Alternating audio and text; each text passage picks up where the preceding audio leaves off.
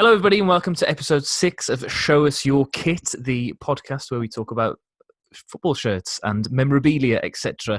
Just a quick bit of housekeeping before I start properly. A shout out to Edmund Robinson, or at EdnumD on Twitter. I'll write that on the screen somewhere, who's designed the logo for the podcast. You would have already seen it because this is episode 6, but he's in real time. He's only just done it, and it looks lovely. But I'm joined today by a Liverpool fan. Are you classing yourself as a Liverpool fan or a Dover fan this afternoon? I think it'll become apparent as we go on through the conversation where my loyalties lie. Yeah, well, as you can tell, he's a proper Liverpool fan because he's from Dover, from down south. So, Robbie Gates joining us today.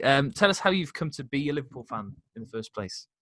Oh, okay. I thought we was going to jump into how we know each other, but we can do that after. That's fine. I mean, we work together. It's as simple as that.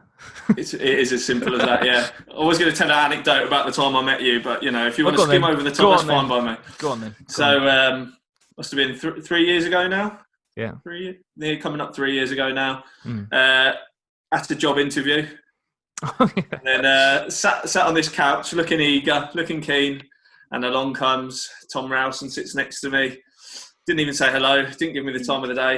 All I got was a nod in my direction, and that was it. And as far as ever since. Yeah, as far as I was aware, we were direct competitors, so I didn't want to, offer an olive branch to somebody who I thought was going for the same job as me. So, Well, there you go. Well, things worked out for the best then. Yeah, I guess they couldn't separate us. See, so how did you become a Liverpool fan then, despite living hundreds of miles away?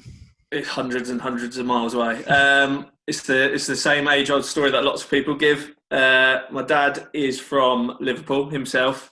He moved to Dover when he was, when he was late 30s, to go and work on the boats in Dover, because he was in the Merchant Navy. So he's always been on the seas, and that's where he met my mum, and didn't have a choice in the matter. There he was, Liverpool are we, straight away. So, I know as well that you do follow Dover to an extent, and I suppose that you've probably been to more Dover games. You must have been to more Dover games than you've been to Liverpool games. So, the first question I want to ask you is about Liverpool's situation at the moment and how you think that might resolve itself. But then, is it going to affect Dover at all, this coronavirus situation? So the first question, starting with Liverpool, it's, how do I want to describe it? It's not as bad as it could have been, I believe, because we were so dominant. We were so far ahead. If it was close, you'd be more worried. You'd be thinking, what's going to happen? We're used to being disappointed. We're used to falling short. Any scenario where we are not crowned champions is going to be unfathomable. Yeah. It really will, because we're 25 points clear. We need 2 more wins. Other leagues that have been finishing have been doing it average points. Even with average points, we'll finish top. It's just a shame that if that was to happen, we wouldn't actually win it by playing football. Yeah. Lots of Liverpool fans wouldn't care. Lots of Liverpool fans would say, yep, just take it, take the cup, off we go, next one. I feel like also, because of the gap this season, it doesn't feel as much of an achievement already. Watching them recently and just ticking off wins and ticking off wins. It's not as, I feel like last year was more competitive. Last year was more build up, and then this season's sort of been at the expense of sounding ungrateful. It's been a really big anticlimax. Yeah, it's been a procession for a long time. Yeah, it's almost like we've just continued straight away from last season, just carried on going and going and going, whereas other teams have. I think teams can only really do it for 2 seasons. So City did it for last season and the season before that. Liverpool are doing it for last season and for this season. I'd be surprised if they were able to keep it up at the same intensity next year. It'd be interesting how football is after the pandemic. You can't comment really. It's hard to. Some teams might come back stronger. Other teams might come back weaker. You don't know what mentality the players are going to have, what football will look like in the future.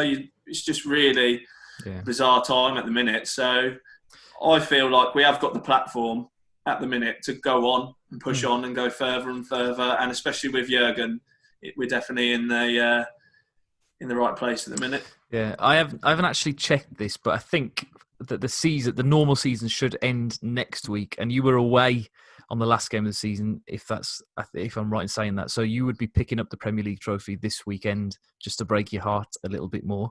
I think we would have picked it up a little bit earlier than that. No, I mean, but you lifted on the last home game of the season, don't you? Which would have been today. Okay. And maybe in an alternative universe that's happening right now. Yeah, Hendo. What about Dover then? Because I know that when we went to watch them, they were in and around the playoff conversation. But what's happened since? I haven't had any actual information about it. I don't think the way it is at the minute that they're sort of a priority to carry on. If that makes sense, I think they're keen to get the Premiership going again. I don't think at that sort of level they're really pushing towards finishing off their season. I believe that is a league that might end up being null and void. What about the financial implications? Do you know much about that? Not first hand. I just think the gulf between if Premiership clubs are saying they're struggling and they're trying to furlough staff, what must it be like in the National League? What must it be like? Yeah. We went, and what was the attendance? I think it was about 700. Yeah, between 700 and 700. There you go. 700, £15 a ticket. Yeah, that's hardly anything, is it, for a club to sustain themselves over a period of months with no revenue coming in? Yeah, it's very, very sad, and unfortunately some clubs will perish because of it. But on with the show, Robbie. Let's have a look at your first kit then, please. A Liverpool kit, if that's what you've brought. Now, I did get the heads up about this show maybe, what was it, about six days ago, so I had plenty of time to prepare. However, my favourite Liverpool kit is currently in Dover, probably under my old bed.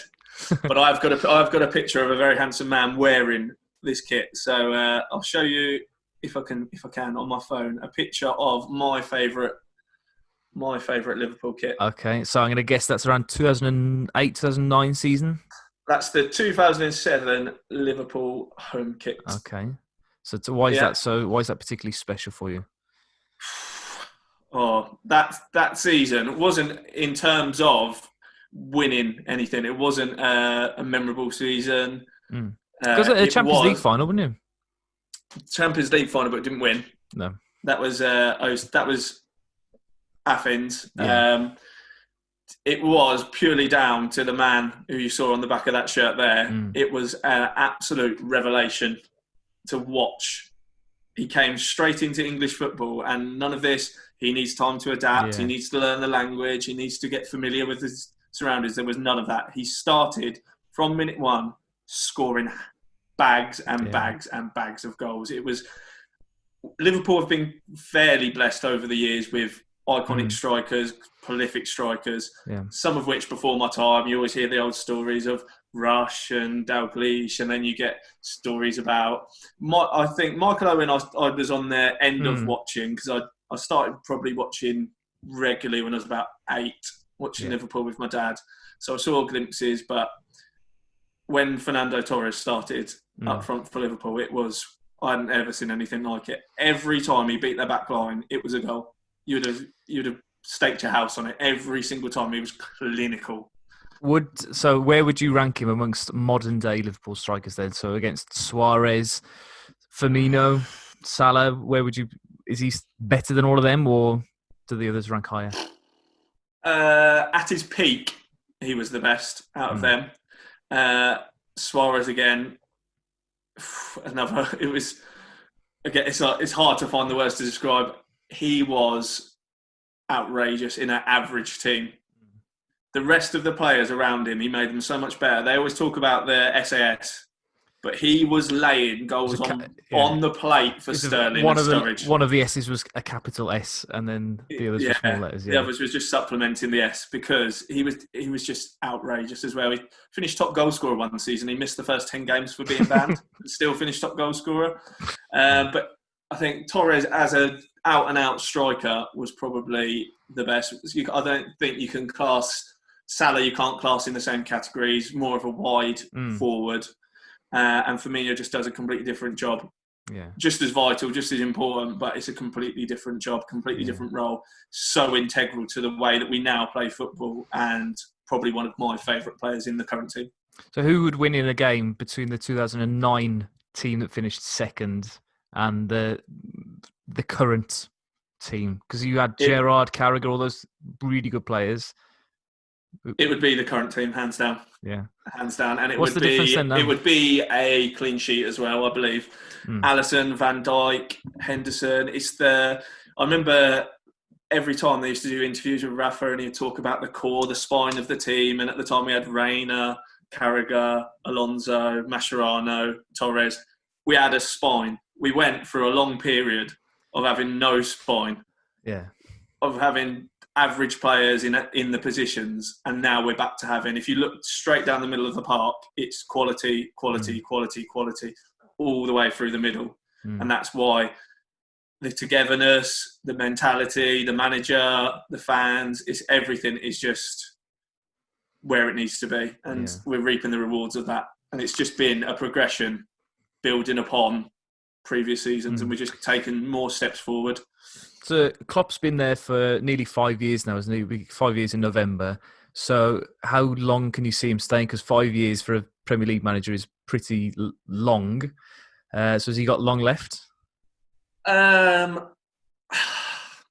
It depends. Other jobs he stayed 7-8 years, I think it was with his average, and then he wanted a new challenge. He wanted to go for a break. He's just signed a new deal. I believe he's going to give us 4 more years. Okay. I believe, and then he's going to leave it to an understudy. But I think the foundations that he's laid will still see us in good stead for moving forward as well. I think it'd be so difficult for him next season, whenever that might be, having won the title, which every Liverpool manager has been after for the last 30 years, to have ticked that off. The motivation is not going to be there. Well, I wouldn't have thought that the motivation will be there to keep on going on, because that was such an albatross around the neck. Where to next? Because he's won the Champions League as well. There's not even that. It sounds funny, but he doesn't strike me as somebody that's going to be content with that. I don't think that's going to satisfy him. They're always talking about the next step. They're always talking about improving. I'm sure he did a lockdown interview on Sky Sports the other day. I listened to it. He was talking about this team's not the finished article. He's never content. People are, do you remember when you won the Champions League? Yeah, we won the Champions League. We won that in July that year. That's fine. Yeah. I'm not talking about that now. I'm looking at the future. I'm looking on building. He's not resting on his laurels. He's not wanting the adulation. That's exactly the word I'm looking for. Thank you. He's not wanting the adulation. Doesn't mean it to him. He wants the next step. What can I do to improve even further? Yeah, well, hopefully Wolves will start challenging you very, very soon at the top of the league. I don't think anybody else will.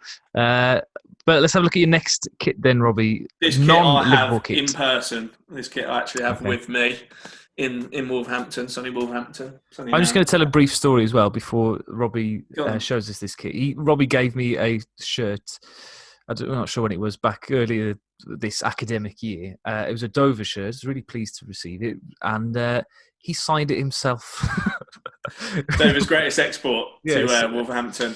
So it'll be worth a lot of money soon, I'm sure. Yeah. So this is my favourite non-Liverpool top. Nice. That's the hometown right there. Zoom in on the badge. Lovely. It is. That is a very... Blue birds over the white cliffs of Dover. Very famous town. Lovely place to grow up. That's my favourite non-Liverpool shirt. I've told the story. I think I told the story to you before. Growing up in Dover, nothing to do, like a lot of small towns around the country, I imagine, other than work hard in the week, please your parents, earn your £5 pocket money, take it up to Crabble, £3 getting in, £1 for chips, £1 for a bottle of Coke, and 90 minutes of freezing cold non-league football. Yeah, and that was repeated every Saturday, or at least when they were at home. So and that was have you got any particular highlights of watching Dover? Have they had any deep cup runs that you've witnessed? A few times we've got. I like it. Well, tremendously far for Dover into the competition. I'll never forget the time we played Crystal Palace at Crabble. Right. The year will escape me now, but I remember watched it live. It was the highest ever attendance at the Crabble, packed to the rafters. Got absolutely destroyed by Crystal Palace. So you watch it in person, you go home, you watch the highlights, and it was on BT Sport.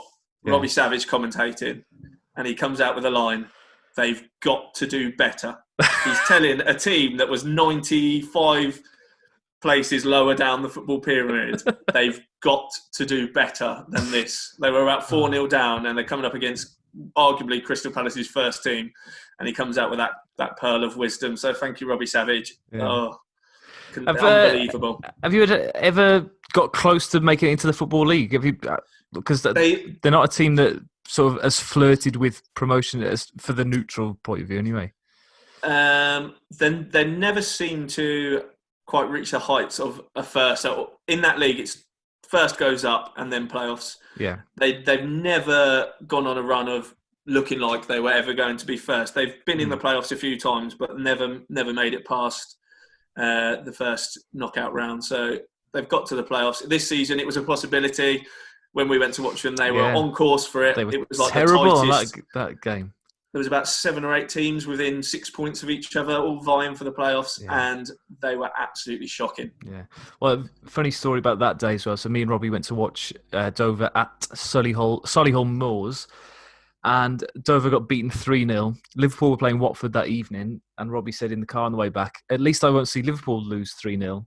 And lo and behold, they did. But I think Wolves won that weekend, didn't they? Wolves beat Spurs. So Wolves was the only team out of the 3 that I like to follow that did well. So the next part of the show, Robbie, we look at some video clips. So, actually, I'm going to show you something else. Or I'd like you actually to explain, please, the pictures that you've emailed to me. I think, is this your... This is my item, your special item? This is my special item. I've sort of been a bit cheeky and got 2 in one there, but each has its own individual story. Yeah. I'll start with the bottom picture. Yeah, can I just ask what the hell? If you're going to ask Alexa to define 2006 teenage haircuts. If you look at the guy right next to me, he's also got that style. Just it's not quite as pronounced. Not as prominent. No, not as prominent as mine. This and my friend. My goalkeeping friend there as well. He had quite the barnet on him as well. Oh, look at it. He's got one as well. Look. Yeah, see, that was all the range. Everybody had it. So this picture sort of summarises my young adolescence. I think you would say it was probably what we're in that picture, 14, 15. This was at Charlton Athletic Training Ground. Right. We had to qualify to get to this tournament. They had sort of regional tournaments. So our local one was in Deal, which is the next town over. And it was 5-a-side teams. There's 2, 2, 4, 6, 6-a-side teams, and there was one sub. So we played our qualifying rounds in Deal, and we drew every single one of our games. Didn't win a single game. Unbeaten. Until the final, which was a knockout game, and we won that game at 1-0, which qualified us to go to the Charlton training ground to play against teams from other areas. And we went there thinking that we were a good team, thinking we knew what we were doing, and got beaten well and truly by absolutely every single team we played against. The level, the standard of other players. Yeah. Was mind-blowing. We all thought we were great. We all thought we were the best players in the town. We were shocking compared to some of these boys. Yeah. Levels above. It is so obvious, isn't it? Like when I've played 5-a-side against people who have had trials for West Brom or something like that, and you just think, oh yeah, okay, they've had trials. But then they are amazing. They just make you look foolish they just have to stand still, and then they make you look silly. But let's have a look at this top picture then. So what's this one? Oh, this top picture again. I'd like to bring attention to the guy in the middle next to the goalkeeper. In the suit jacket. In the suit jacket, absolutely. That's the guy there, my friend V, Right. wearing a suit jacket. This picture was taken in Wolverhampton, Fowlers Park. We used to play university football there, unofficial university football before University of Wolverhampton, tell me off. Unofficial university football every single Sunday at about 12 o'clock. So I'd play my Sunday league game in the morning and I'd race over there to get to this game. Just 22 guys from university. Some would wear white, some would wear red. We'd just meet up at the park. We'd play a full 11-a-side game. Now, this was the last game before everybody moved back home for the summer. Some people were finishing uni.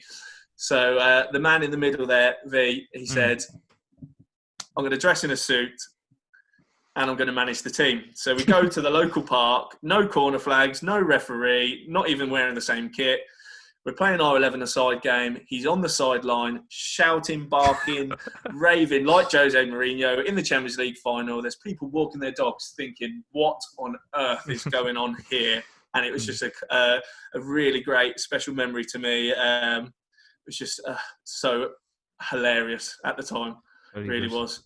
Is that Derby County shirt somebody's wearing as well there? Yeah, Derby County. What's the one next to him? What's this one? Republic of Ireland, I believe. Okay. You've got England. Yeah. Also, that was it. The remit was just wear white tops. Apart from this guy here who snuck in with a red top. Obviously, woke up late or didn't get the memo. Yeah. So very good. So some of my favourite sporting memories are actually personal ones rather than professional ones. Yeah, well, I think because I've never played football to Sunday league level, I haven't got anything like that because I don't think there is such a. I don't think such a level exists. I think Sunday league is if you've got the body, you're on the pitch. Yeah, some of the things that you've told me are very, very funny. Right then, the next one is going to be a video clip now, and I was shocked when you sent this one because I didn't really understand why. So can you explain to me why you've chosen England losing 4-1 to Germany in the World Cup? Go on. Is he going to play? I'm going to get it on now as you are starting to explain. I think lots of people will be familiar with this particular game. But there's no sound, so you can just explain. Okay, as we go through. So this was 2010, I believe. Yeah. This was the shirt they were wearing. That's why I've put this on. Got 20 on the front, 10 on the back, 2010. At the time, I was working at a sports shop, so I printed it myself, put the numbers on myself. This was probably, I would have been 20, so my first real World Cup experience, being an adult, being able to go out with my friends, being able to go to the pub to watch it. We actually had in Dover one of the giant screens fitted for the Olympics, and they showed all of the games on the giant screen. So there's every person in Dover who emptied into the town square to watch the game. Everyone, as they always are with England, filled with false hope and thinking that great things are going to happen just because we are England. And this game, for me, highlighted how far behind the rest of the world England were in terms of actually being able to play football. I think it illustrates perfectly the levels above that other countries were when we thought we were great. Yeah. There's a lot of arrogance with England towards tournaments, particularly in this time. Between 2002 and 2014, I'd say. I think it's sort of died down in the last couple of years. But, I mean, look at the defence you've got. Matthew Upson and David James. And as you watch, John Terry's in there, Ashley Cole, some of arguably England's greatest ever defenders. The line there was absolutely shocking. It was all over the show. That's one ball over the top, beat them. It's got a player to cross it to there. It's just shambolic defending. Gerrard would have been in that team. It was like one of our best teams. Yeah. And they got made to look absolutely amateurish. And they did get back in the game, though, a little bit here. This is Matthew Upson scoring, isn't it? I remember also it was the game where I realised who Muller was. Muller was absolutely unplayable this game. I think in the second half he really comes out by himself. Yeah. My favourite moment's coming up soon. Watching this as a probably 20-year-old on the big screen in the middle of the market square. Frank Lampard clearly makes it 2-2. Clearly makes it 2-2. I saw it on the big screen. I thought, wow, we're back in this. This is it. No sportsmanship there from Neuer. None whatsoever. He clearly knows that's over the line. He knows. Yeah, but you would do the same, wouldn't you? You're not going to pick that ball up in a World Cup and go, yeah, that went in, ref. Sorry. I mean, he'd get some award for sporting behaviour, but he would also get lynched by every German. He would indeed, but I just think that was poetic in the way that it was taken. I don't remember that. I don't remember that free kick from 40 yards smashing against the bar. Well, probably that one also probably went in, but we never got it. So yeah, it was just. I think it was just the idea of us thinking we were something and realising we really weren't. And this Germany team again, quality. They seem to have more of a right to turn up to tournaments and just presume that they're going to do well because they seem to currently have much better players than us. Yeah. Right, I'm going to end this video now because it doesn't get any better. Well, it's not going to get any better. I don't understand why you've chosen it as your favourite. Well, one of your favourite clips still because it's one of my favourite clips because it enlightened me to the fact that England were not. My eyes were open as a casual fan. My eyes were open to the idea that we were not what we were portrayed to be. I think that's what it was. Okay, so it was more of a lesson, bit of education. More of a lesson in football, yeah. You're not always the best team. You will have to suffer heartache sometimes. And the second clip that you've sent me, again, I'm a little bit surprised as to the one that you've chosen. I'm not surprised that it's a Liverpool comeback, but I was expecting it to be a more recent one. So why is this one against Dortmund from, I want to say 2017? Is that right? 2016.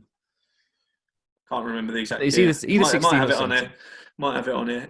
This was.